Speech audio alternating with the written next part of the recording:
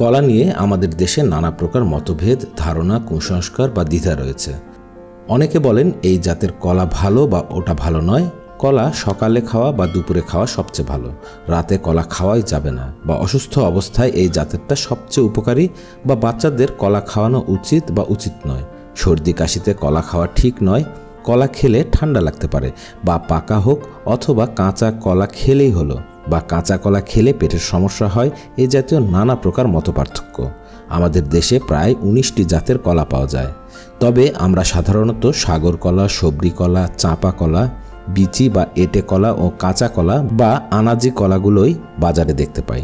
তো প্রিয় দর্শক, আজকে আমি এই অতি স্বল্প সময়ে আপনাদের একটি সুনির্দিষ্ট ধারণা দেবার চেষ্টা করব এই সকল নানা মতপার্থক্যের বিষয়ে।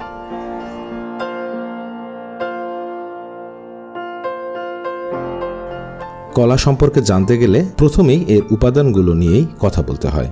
প্রথমে পাকা কলা সম্পর্কে বলি। অত্যন্ত পুষ্টিকর একটি ফল এই কলা হতে যে জিনিসটা আমাদের জন্য খুবই প্রয়োজন তা হলো পটাশিয়াম। বলতে পারেন এটি একটি পটাশিয়ামের ভাণ্ডার। তাছাড়া অ্যান্টিঅক্সিডেন্ট, ফাইটোনিউট্রিয়েন্ট এবং ফাইবার এর গুণগত মানকে আরও উন্নত করেছে। এর আরও একটি বড় গুণ হলো এতে চর্বি, সোডিয়াম ও কোলেস্টেরল থাকে না। একটি মজার বিষয় হলো আমরা যখন কলাটিকে বলি নষ্ট হয়ে গেছে বা চামড়াটি হালকা বাদামি হয়ে গেছে, আসলে তখনই কলার পুষ্টিগুণ সবচেয়ে বেশি হয়। যদিও এই অবস্থায় কলার স্টার্চ ভেঙে তা সরল শর্করায় রূপান্তর হয়ে যাওয়ার ফলে তা সকলের জন্য উপকারী নয়। এছাড়াও যেসব কলায় স্পট বা দাগ রয়েছে সে সকল কলার ওই জায়গাগুলোতে আয়রনের মাত্রাও বেশি থাকে। তবে যে কোনো পাকা কলাই রক্ত স্বল্পতা দূর করতে পারে। কলাতে প্রচুর পরিমাণে মিনারেল রয়েছে। আমাদের শরীরের অতি প্রয়োজনীয় একটি ইলেকট্রোলাইট উপাদান বা মিনারেল হলো ম্যাগনেসিয়াম, যা আমাদের পেশি, হৃৎপিণ্ড, স্নায়ুতন্ত্র, ইমিউন সিস্টেম সহ ডিএনএ, আরএনএ তৈরি ও অ্যান্টিঅক্সিডেন্ট তৈরিতে সাহায্য করে থাকে। এটি ইনসুলিনের যে সকল কাজ রয়েছে তাকে সচল রাখতেও সাহায্য করে থাকে। তাই ডায়াবেটিস রোগীদের জন্য এই ম্যাগনেসিয়াম খুবই গুরুত্বপূর্ণ। এই ম্যাগনেসিয়াম কলাতে প্রচুর পরিমাণে থাকে। এছাড়াও ভুসি সহ আটা, লাল চাল, বিভিন্ন ধরনের বাদাম, মাছ ও শাকসবজিতে আমরা প্রচুর পরিমাণে ম্যাগনেসিয়াম পেয়ে থাকি। কলাতে আয়রন, ক্যালসিয়াম ও B6 রয়েছে। কলাতে একটি প্রাকৃতিক পদার্থ রয়েছে, এটি হলো ফ্রুক্টুলিগোস্যাকারাইজড, যা প্রোবায়োটিক হিসাবে কাজ করে থাকে। এটি যেমন রোগ প্রতিরোধ ক্ষমতা বাড়ায়, তেমনি ক্যালসিয়াম শোষণ বৃদ্ধি করতে সহায়তা করে। এই পদার্থ এবং এতে থাকা ফাইবার হজমে সহায়তা করে আর কোষ্ঠকাঠিন্যের সমস্যাও দূর করে দেয়। ক্যান্সার প্রতিরোধেও কলা খুবই কার্যকর। এর ভিটামিন সি ও ফ্ল্যাভোনয়েড কিছু কিছু ক্যান্সার প্রতিরোধ করতে পারে। কলা আমাদের শরীরে প্রচুর কার্বোহাইড্রেট সরবরাহ করতে পারে। এতে থাকা প্রতিরোধী স্টার্চ বা অ্যামাইলাম অর্থাৎ পলিমারিক কার্বোহাইড্রেটের কারণে। তারপরও এটি কিন্তু ডায়াবেটিস রোগীদের জন্য খুবই উপযুক্ত একটি ফল। যদিও অতিরিক্ত পাকা কলা অর্থাৎ যার গায়ের রং হালকা বাদামি হয়ে গেছে সেটি খাওয়া থেকে অবশ্যই বিরত থাকতে হবে, কারণ এসব কলার স্টার্চ ভেঙে তা সরল শর্করায় রূপান্তর হয়ে যায়। যাই হোক, এক কথায় পাকা কলা সকলের জন্য অর্থাৎ ছোট বড় সকলের জন্যই খুবই উপকারী। তবে এটি সকালের নাস্তার পরই খাওয়া সবচেয়ে ভালো। এর থেকে সর্বোচ্চ উপকার পেতে এটি সকালের নাস্তার পরই খেতে হবে। রাতে এটি খাওয়ার পরামর্শ দেওয়া হয় না।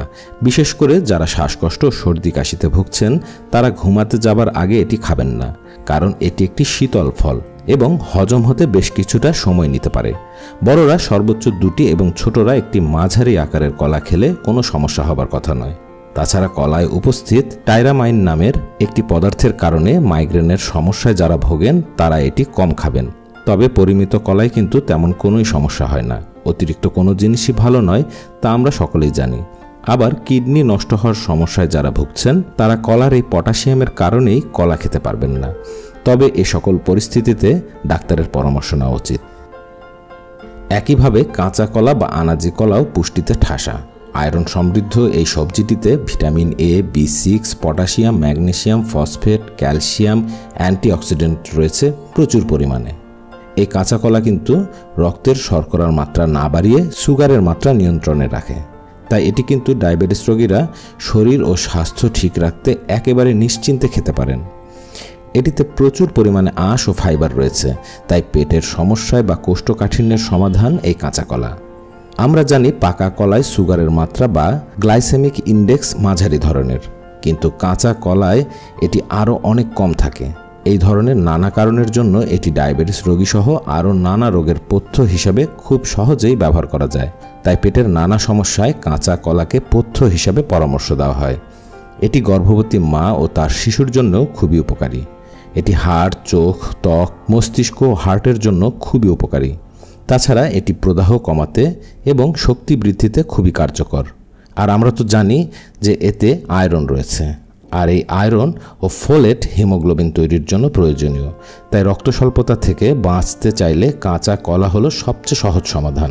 তবে অবশ্যই পরিমিত গ্রহণ করার কোনো বিকল্প নেই। মূল কথা হলো বিভিন্ন শারীরিক পরিস্থিতিতে কাঁচা ও পাকা কলা গ্রহণে কিছুটা পার্থক্য তৈরি হলেও দুই ধরনের যে কোনো জাতের কলাই পুষ্টিকর ও শরীরের জন্য খুবই উপকারী। তাই সুস্থ অবস্থায় চাইলেই একই দিনে কাঁচা ও পাকা কলা আপনি খেতেই পারেন, তবে অবশ্যই পরিমিত হারে। সারাদিনে একটি কাঁচা কলাই একজন প্রাপ্তবয়স্ক মানুষের জন্য যথেষ্ট হতে পারে। তবে কিডনিতে সমস্যা থাকলে বা ডায়াবেটিসের ক্ষেত্রে অথবা এই কলার অন্য কোনো উপাদানে কোনো সমস্যা তৈরি হলে একজন ডাক্তারের পরামর্শ গ্রহণ করা উচিত। আর কলা রাতে না খাওয়াই ভালো, বিশেষ করে শ্বাসকষ্ট ও সর্দি কাশির সমস্যায়। যদিও কলায় উপস্থিত প্রচুর পরিমাণে পটাশিয়াম ফুসফুসের জন্য কিন্তু খুবই ভালো। তবে শ্বাসকষ্ট ও সর্দি কাশি সহ শারীরিক নানা সমস্যার সমাধানে অ্যান্টিঅক্সিডেন্ট ও পটাশিয়াম সমৃদ্ধ আরও একটি দেশি ফল রয়েছে। এটি নিয়মিত খেতে পারলে এই সকল সমস্যা খুব সহজেই দূর করা যায়। আবার এই ফলটি আপনি যে কোনো সময়ই খেতে পারেন। হ্যাঁ, বলছি বাতাবি লেবু অর্থাৎ জাম্বুরার কথা। এই বাতাবি লেবু বা জাম্বুরা সম্পর্কে জানতে নিচের ভিডিওটি দেখতে পারেন।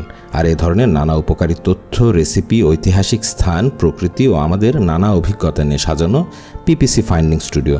একসাথে এ সকল বিষয় উপভোগ করতে আমাদের সাথেই থাকুন।